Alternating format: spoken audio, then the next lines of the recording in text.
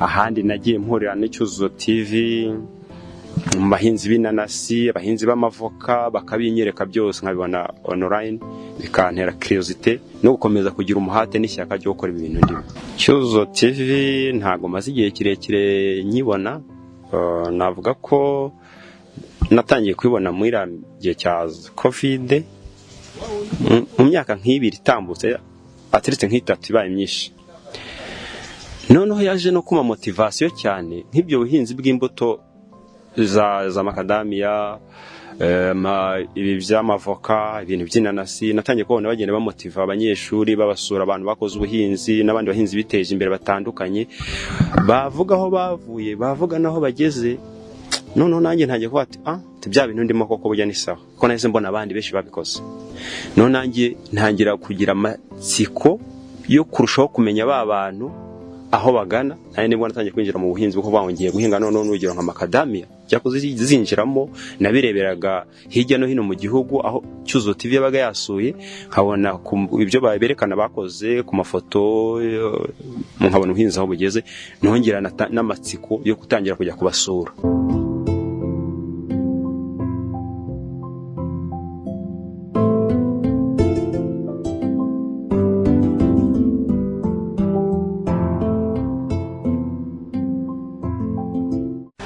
Reka dushimira abakunzi b'Icyuzuzo TV, ijwi ry'ubuhinzi n'ubworozi. Nk'uko bisanzwe tuba turi gushaka icyafasha umunyarwanda, icyafasha uwumva ururimi rw'ikinyarwanda, icyafasha ukurikirana ibiganiro byacu mu kwiteza imbere biciye mu buhinzi n'ubworozi.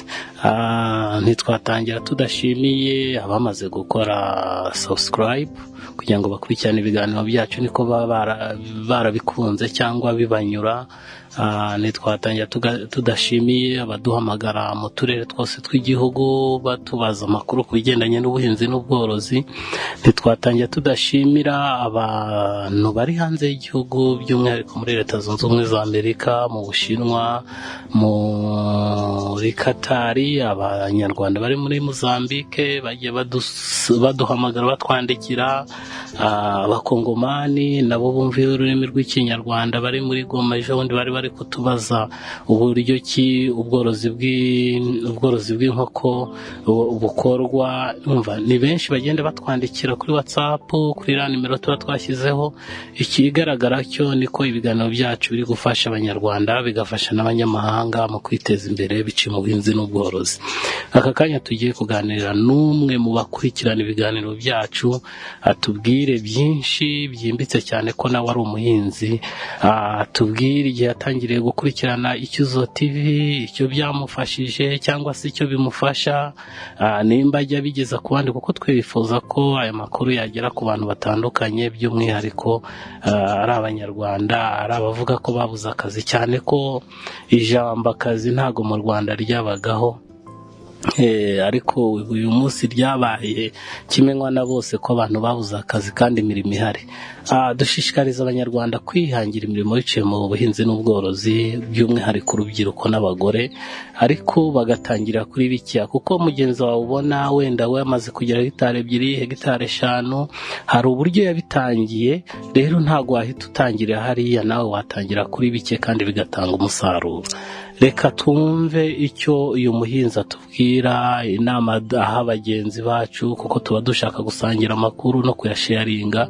Twumve ko icyo tuba dushaka no kugira ngo umunyarwanda ajye mu bintu yizeye ndetse anabikunze, by'umwihariko tubashe gufatanya guteza imbere igihugu cyacu, kugira ngo ku ntego ya 2050 umunyarwanda azabe abasha gukabakaba ku mafaranga amadolari 12,000 bishobora ku mwaka, byatuma igihugu kibasha kwiteza imbere. Nk'Icyuzuzo TV twifuza ko ibyinjira mu gihugu byagabanuka, ahubwo tugasohora byinshi bikomoka ku musaruro w'ubuhinzi n'ubworozi. Tubibutse ko turasaba imiryango mpuzamahanga ikurikirana ibiganiro byacu kuza kudushyigikira, kuko ibiganiro biragoye kubikora, ntago byoroshye. Muje tugafatanya, twabasha gutanga umusaruro wizewe kandi ubasha kugira umumaro abanyarwanda n'abadukurikirana. Nitwa Bariyanga Jean Pierre, ndi umuhinzi ukora wibanda ku buhinzi bw'ibihingwa by'imbuto, cyane cyane natangiye nkora ku buhinzi bw'igihingwa cya marakuja, njya mu buhinzi bw'ibihingwa by'ibinyomoro, bungeze ku rwego rwo kwinjira mu buhinzi bw'imbuto z'ibiti bimara imyaka myinshi kuri tere bita makadamiya. Ibyo utuye mu kahe karere? ni mu karere ka Rutsiro, Murenge wa Manihira, niho natangira ubuhinzi bw'imbuto nahereyeho mvuga marakuja n'ibinyomoro. Ubu ndi gukorera mu karere ka Kamonyi ubuhinzi bw'igihingwa cya makadamiya. Icyuzuzo TV turasaba imiryango mpuzamahanga biri mu buhinzi kuza kudushyigikira ku biganiro dukora bigamije impinduka nziza. Ibiganiro dukora twifuza ko byakumvwa n'abantu bose, ariko kubera ubushobozi buke tubikora mu Kinyarwanda, aho kugira ngo tubikore mu Gishinwa, Igiswahili, Icyongereza ndetse n'Ikinyarwanda. Uruhare rwa buri wese rurakenewe ngo tubashe gushakisha abatuye isi kandi tubafashe mu kwihaza mu biribwa. Email yacu ni mbazewili123@gmail.com. Cyuzuzo TV ntago maze igihe kirekire nyibona, navuga ko natangiye kwibona muri gihe cya COVID, mu myaka nk'ibiri itambutse, atiretse nk'itatu ibaye myinshi. Noneho yaje no kuma motivation cyane nk'ibyo buhinzi bw'imbuto za makadamiya, ibi by'amavoka, ibintu by'inanasi. Natangiye kubona bagenda bamotiva abanyeshuri, babasura abantu bakoze ubuhinzi n'abandi bahinzi biteje imbere batandukanye, bavuga aho bavuye, bavuga naho bageze. Noneho nanjye ntangiye kuvuga ati bya bintu ndimo koko burya ni sawa, kuko nahise mbona abandi benshi babikoze. None nanjye ntangira kugira amatsiko yo kurushaho kumenya ba bantu aho bagana. Nari nibwo natangiye kwinjira mu buhinzi bwo banggiye guhinga none n'urugero nka makadamiya, cyakoze zinjiramo nabireberaga hirya no hino mu gihugu aho Cyuzuzo TV yabaga yasuye, nkabona ibyo berekana bakoze ku mafoto, nkabona ubuhinzi aho bugeze, nongera n'amatsiko yo gutangira kujya kubasura. Watangiye ryari kwinjira mu mwuga? Ni igihe kirekire, nagize amahirwe yo kubyiga segonderi no muri Université y'u Rwanda UR, ndangizamo 2015. Nza kubona hanze hakubona akazi bisaba inzira ndende no guhita ukafatisha bitoroshye, mfata umwanzuro wo kwinjira mu buhinzi. Mu rugo hari ubutaka kavukire bw'ababyeyi, mbutangiriraho, ntabwo bwari bunini kuko ndumva igice cya kitari kikugeraho. Ntangira nkora mu buhinzi bwa marakuja, bumpesha amahirwe yo kubona ibishoro no guhumuka mu mutwe, nkabona ko ubuhinzi ushobora kugira icyo bwaduha. Nari narize ngira amahirwe yo kugera mu mujyi Kigali, nkareba ibiciro bya marakuja biri mu mujyi wa Kigali, nkareba no kuri tere ko abahinzi babayeho, ndabihuza, mbona nkoze ubuhinzi bwa marakuja nkabwejanira mu mujyi hari icyo bwafasha. Ndabukora, mbuvaho njya ku binyomoro, nza kugira amahirwe yo kujya ngenda mbona amafaranga make, nongeranya nigura ubutaka bwanjye, noneho bunyanditseho, buri ku buso butari buto, buri hejuru ya hegitari 2. Ubundi bwo ngiye natangiye gukora business ubuhinzi bw'igihingwa cya makadamiya. Ni gake cyane mu Rwanda, kuko niyo tugiye ku mibare dusanga ko abantu bafite bachelor degree bari mu buhinzi nta nubwo bagera kuri 1. Kandi abo nibo bagakwiriye kuza mu buhinzi kugira ngo kuko banasobanukiwe kuba bafasha abandi bakora. Wumvaga kubujyamo urangije kaminuza, n'ukuntu hanze aha ngaha umuntu wese arangiza kaminuza avuga ati nzajya mu kazi muri ofisi, ibintu bihuze. Njyewe ikintu cyabaye interesa cyane cyampaye icyo nakwita yuko motivation. Arize ndeba umubyeyi wandihiraga ari umumama, ndeba uburyo ashobora kubona amafaranga ndihira, ndeba uburyo ashobora kubona amafaranga arihira barumuna banjye, ayavanye mu buhinzi atazi no gusoma, we nta n'amahirwe yagizeho kwiga na primaire. Ndebye ingufu akoresha mu kugira ngo abone ibiturihira, ndibaza ese ni umuntu utarize ashobora gukora ubuhinzi akabona amafaranga arihira abana, wize we yakora ubumeze bute? Ntekereza ko nshobora gukora ibirenze ibyo yakoze. Nibwo nahise fata ndeba bwa butaka yakoreshaga n'ubworozi yakoraga, ndeba kure ndavatese nge mbukoze nkashyiramo icyo twita mu ndimi z'amahanga innovation, guhangiramo udushya nkurikijwe n'abaganizi. Ntangira kuvuga nti ngiye kubishyira mu bikorwa. Ni intego yo kuvuga ngo ninjya muri ofisi cyangwa kudepoza, urabona rimwe n'imwe kudepoza hari igihe bitwara igihe kirekire, ugenda udepoza buri mezi angahe aho ubonye umwanya ugenda ndeba zira depense zose. Ndavuga ati ngiye gufata umwanzuro nicare hasi nkora ikintu nkurikije ibyo nize, nza uriya muntu niba ari kudepoza akamara umwaka, nanjye nimara umwaka ndi kuri bya bintu byampaye amahirwe yo kwiga. Ni intego ko bizagira aho bingeza, kandi nagiye kumara umwaka mbona ko rwose icyizere gihari 100%. Nta kibazo na gito nahuriyemo nacyo. Nibwo nasuye umuntu bikora i Karongi, hari company bikora ihari ikomeye cyane bita F-Tinda, ndabasura njya kureba ahantu hari ako Kamonyi babikora ku mukire bita Rugenera, company sinzi ariko umusaza niko ngo bamwita, sura n'andi atandukanye. None ngira curiosity yo kwinjira mu buhinzi bwa macadamia mbikuye ku Cyuzuzo TV, bitewe n'ahantu yagendaga yerekana iterambere ry'ubuhinzi bw'icyo gihingwa rigeze. Aho babaga bavuga ngo ni igihingwa cy'ubwizigame mu busaza kuko gitanga umusaruro mu myaka myinshi. Ndumva ahandi nagiye mpurira n'Cyuzuzo TV, mu bahinzi b'inanasi, abahinzi b'amavoka, bakabinyereka byose nkabibona online, bikantera curiosity no gukomeza kugira umuhate n'ishyaka ryo gukora ibintu ndimo.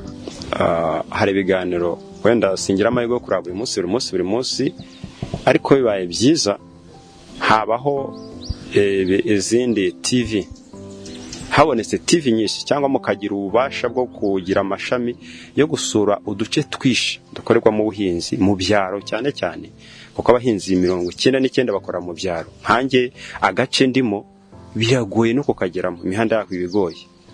Uretse ko nagize amahirwe yo kwiga nyine nkasura abantu benshi, ariko abantu bakora ubuhinzi ahantu kandi bushobora guteza imbere abandi batabuzi, bukorerwa ahantu mu duce twihishe, bisaba imbaraga nyinshi zo kuba mwabasura mukerekana ibyo bakora.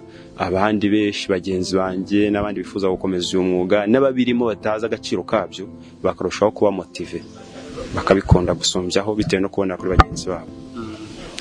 Imbuga nkoranyambaga by'umwihariko Twitter, abantu bakora ibiganiro n'abantu mu buhinzi, ese ari Twitter ari na YouTube, ni hehe mukura amakuru cyangwa amakuru yafasha yihuta? Amakuru yihuta aboneka kuri YouTube, cyane cyane nk'urubyiruko abo mbona nabona gengana nabo. YouTube niyo birukiraho.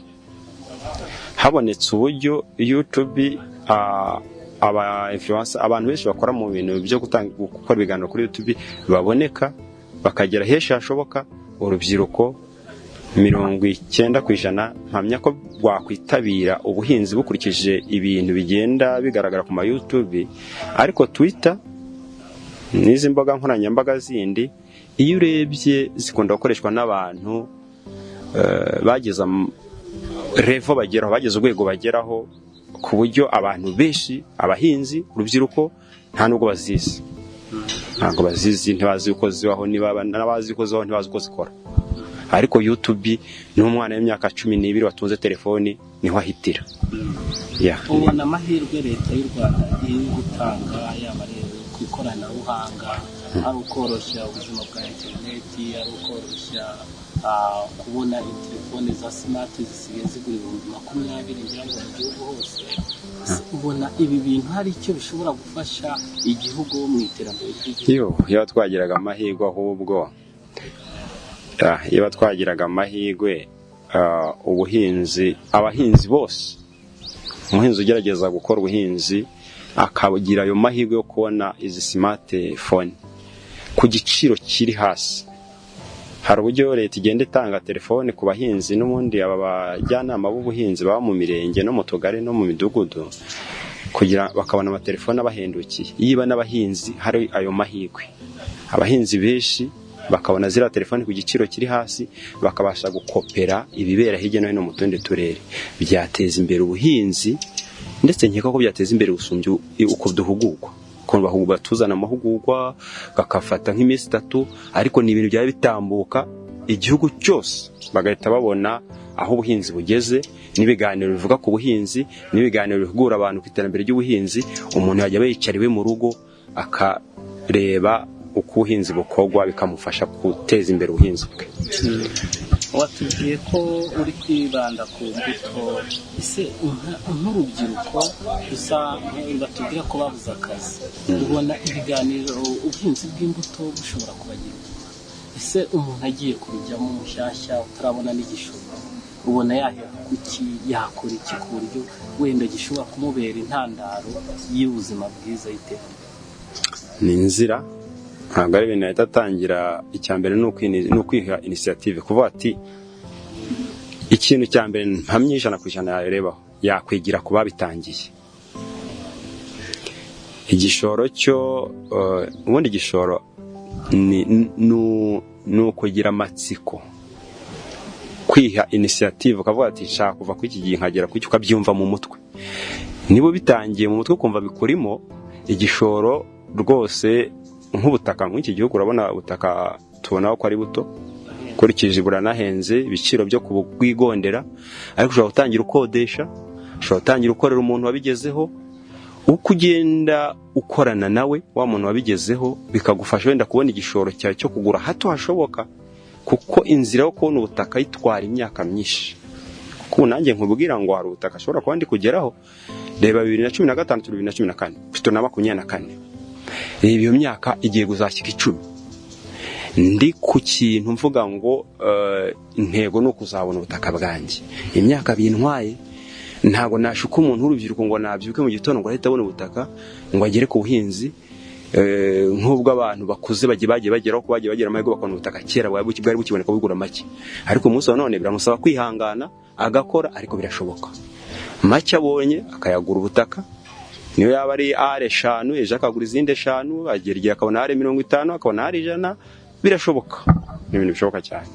Ni ikibazo gikomeye, ahubwo ikibazo cyo gikomeye.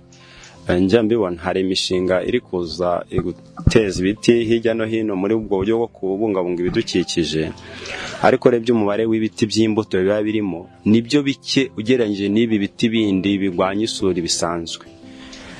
Ku bwanjye no ku cyifuzo cyanjye cyane cy'abantu wenda mbana nabo mu buhinzi, uburyo bwo kongera ibiti bitanga imbuto mu buhinzi bwacu, leta yiba byakundaga igashoramo imbaraga nyinshi, byadufasha ugereranyije nuko wenda ibi biti bindi usanga ari byo biri kwibandwaho, birinda isuri nibyo, ariko igiti cyo kitanga imbuto ntabwo cyarinda isuri, ngo kizana umwuka mwiza. Ni ibintu byoroshye cyane, gusa ababikora ubushakashatsi hari ibiti bagendera bakurikije imyuka bishyira mu kirere, niyo bikuramo ingano bishobora gushyira mu kirere babe barabipimye bihagije, niko mbitekereza. Ni nako wenda muri teori biba byarizwe. Ariko tugiye nko ku mirire myiza iba mu cyaro, cyane cyane ndavugira nk'umuturage, abaturage tubana mu cyaro, ngo niho mba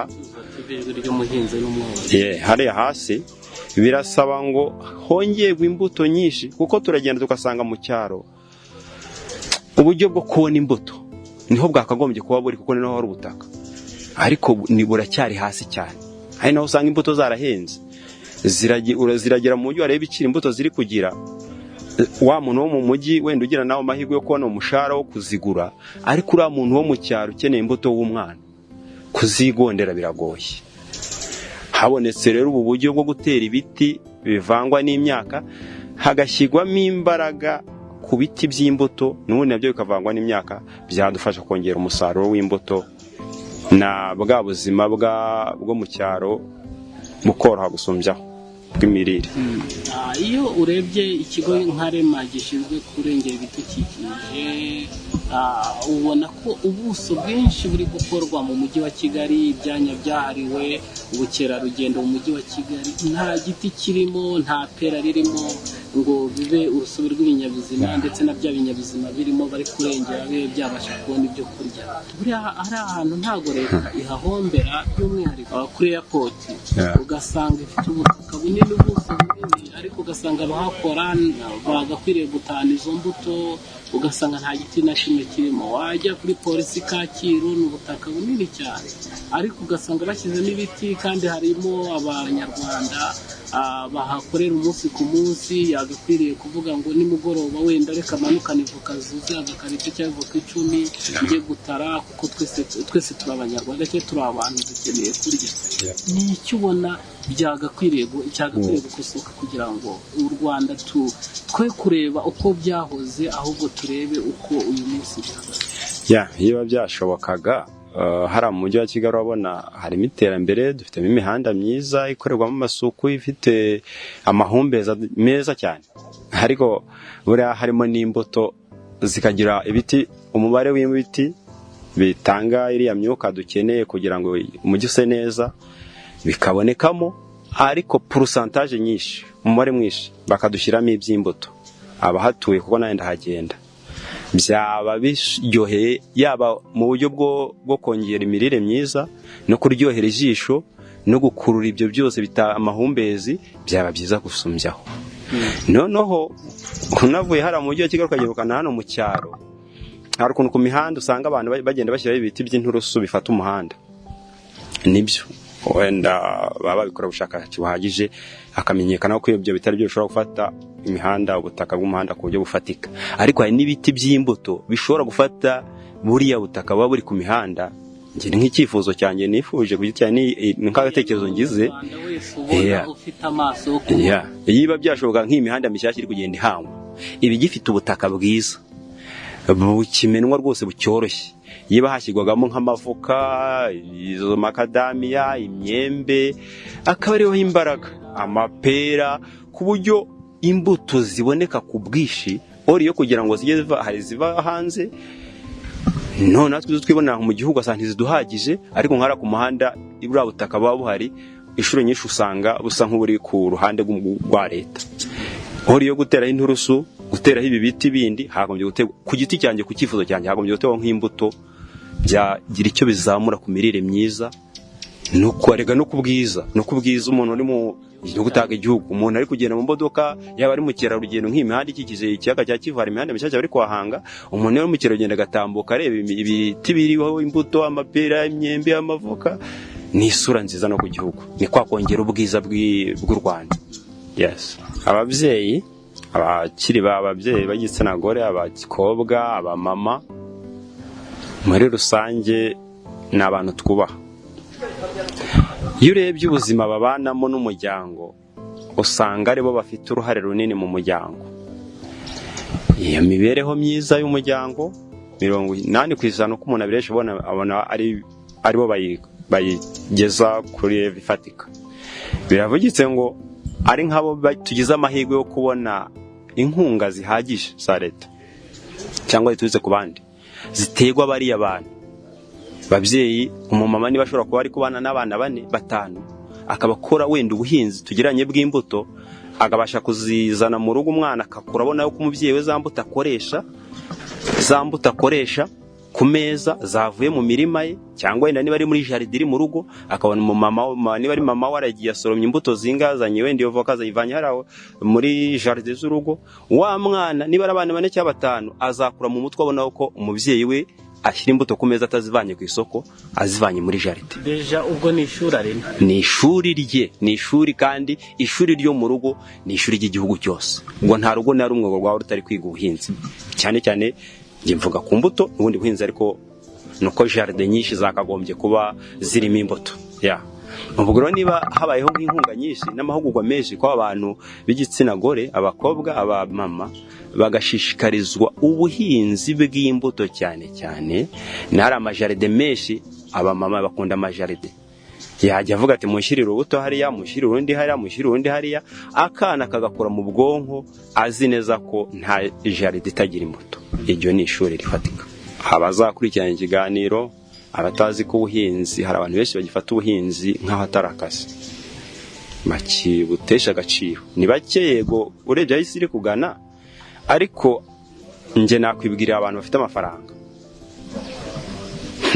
barashora amafaranga hirya no hino mu bindi bintu, nabyo ni byiza, ariko bubatse igihugu nabo ubwabo inyungu z'amafaranga ziba mu buhinzi naho zirahari, bashoremo amafaranga, bateze imbere igihugu cyacu, bateze imbere urubyiruko. Ubuhinzi butanga akazi ku bantu benshi bashoboka, kandi akazi karambye, bakanushaho no kubaka isi yacu ikaba nziza. Kuko niba bashoremo amafaranga bagashoramo nk'izi fumbire z'imborera, baratwubakira ubutaka bwiza bw'uyu munsi n'igihe kizaza. Icyuzuzo TV turasaba imiryango mpuzamahanga biri mu buhinzi kuza kudushyigikira ku biganiro dukora bigamije impinduka nziza.